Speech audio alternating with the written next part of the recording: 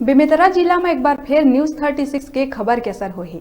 नवागढ़ विधानसभा क्षेत्र के ग्राम तारे गांव में प्राथमिक स्कूल के हालत जर्जर हो गई। शिक्षक मन स्कूली लइका मन के पढ़ाई ला ध्यान में रखत हुए टेंट तंबू लगा के पढ़ाई करात रही, जेला न्यूज 36 प्रमुखता ले उठाए रहीस। जेला संज्ञान में लेत हुए क्षेत्रीय विधायक और संसदीय सचिव गुरुदयाल सिंह बंजारे बेमेतरा कलेक्टर ला स्कूल बनवाए बर कहिस, जेकर बाद स्कूल के भूमि पूजन करे गए।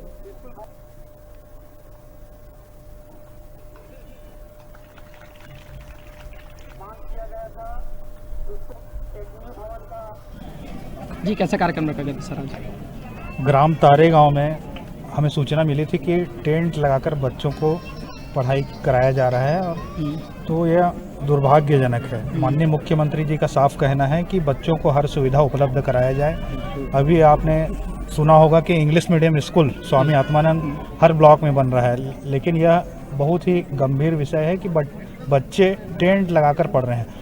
तो हमने जिला प्रशासन के अधिकारियों से बात की और आज यहाँ 13 लाख रुपए के स्कूल भवन की स्वीकृति दी, उसी का भूमि पूजन। हमारे कुछ लोगों ने कंप्लेंट किया था कि टेंट में स्कूल चल रहा है।